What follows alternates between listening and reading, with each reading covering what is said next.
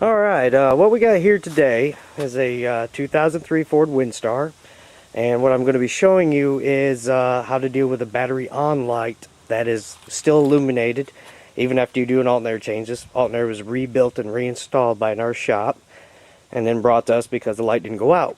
I've already tested this vehicle. It actually has a bad regulator, but I'm going to show you real quick how to verify that the regulator is doing what it's supposed to be doing on a computer controlled 6th generation Ford charging system. First things first, start the vehicle up.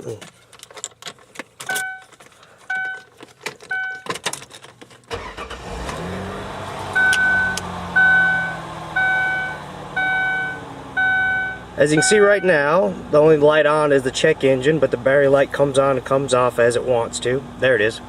As you can see, it's on now. And first thing we're going to do is we're going to go ahead and do a code check. This time I'm using the Genesis rather than the Bluetooth unit, because I can get a better diagnostic on this one. Let's go into the Ford.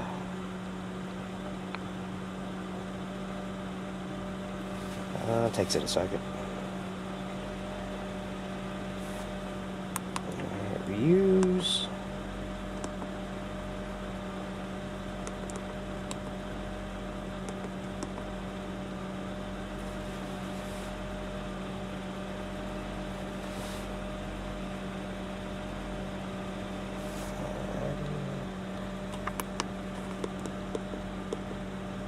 Oh, that was the generic module. Let's go into the engine control module.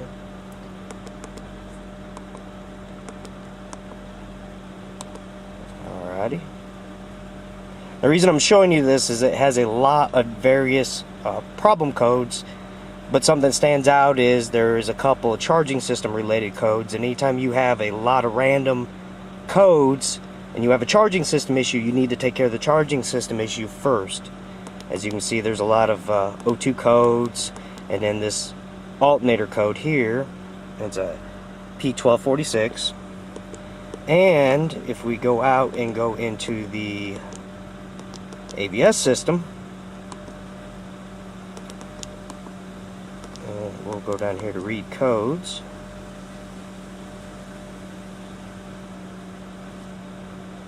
Alright, you can see all the ABS codes and a 1317 battery voltage high code.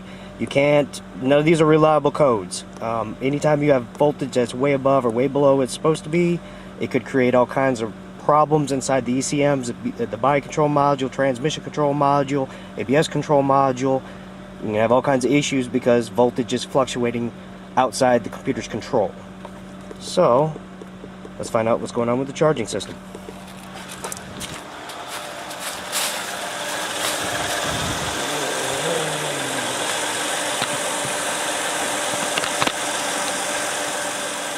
Well, as you can see, you got my voltmeter hooked up to the charging system, and we got about 14.2 volts, which isn't too bad. It's about what you'd expect.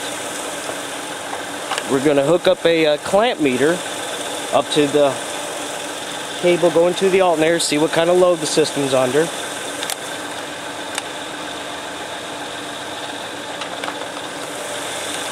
And this will have hooked up to this other voltmeter real quick.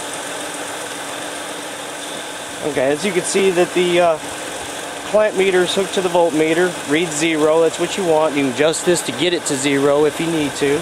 We're going to clamp it around the feed line. You see right now the system's pulling about 19 amps. Headlights or parking lights are on, so that's about normal. Let's turn them off, see what happens.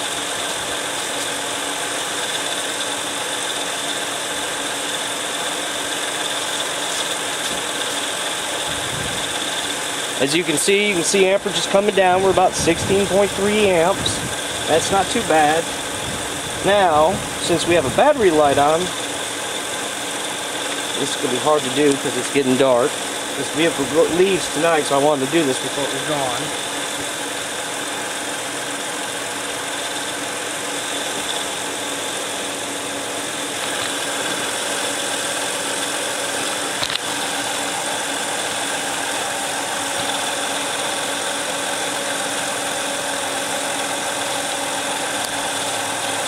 Alright, as you can see, there is a 3-wire terminal here. 3 wires. And the way they're split up is the first wire closest to the main battery terminal should read, turn the scope on,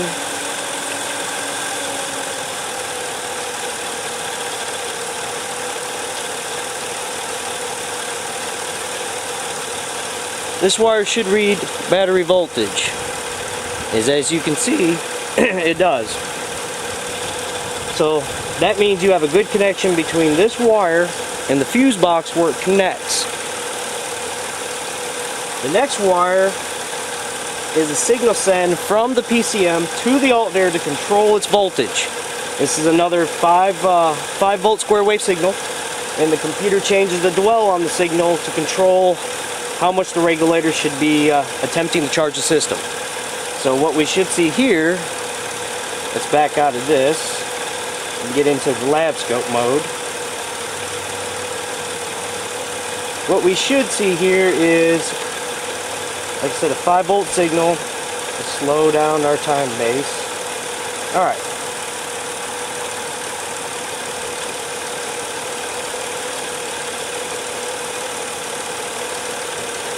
And as you can see, we have a waveform. I have a pretty good one too. There it is. Nice and clean. Computer is trying to do something with the alternator. Now the way it knows if it's doing it right or not is it actually uses this last wire, the one closest to the front of the vehicle, as the field reference wire. This wire sends a signal back to the PCM that the PCM uses to determine how much it's affecting the field coils. Let's connect to that. And nothing on the meter. So let's go up to this straight voltmeter, make sure. And yeah, as you can see, there's no voltage on the field return line or the field reference line, telling me that the regulator inside this alternator, even though it was rebuilt, is no good. If this regulator, it's either no good or the wrong one. That sometimes does happen. There are a couple different regulators for these 4th, 6th generation alternators. And if you get the wrong one, you will have all kinds of issues. So what's happening is the computer is sending a signal to control the alternator. The alternator is responding and charging the system, and actually at times it's overcharging the system. I've seen it go as high as 16 volts earlier today. But the regulator is not reporting back to the alternator what's going on. And since it's not going to report back to the computer and tell the computer what's going on, the computer is assuming that the charging system has failed in some way and has turned on the light. And of course, with system voltage being erratic because the computer does not have complete control over it, that could cause other code issues.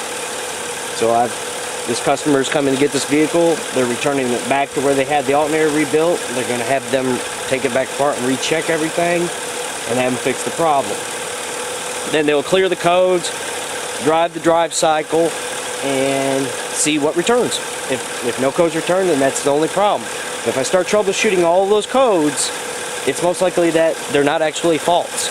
They were generated faults by voltage problems inside the system.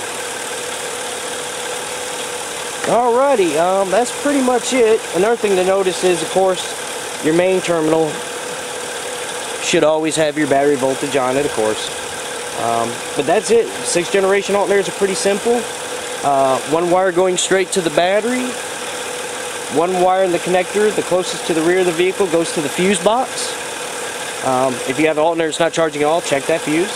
The second wire comes from the computer to control the regulator. The third wire comes from the regulator back to the computer to let the computer know what's going on. And hope that was helpful.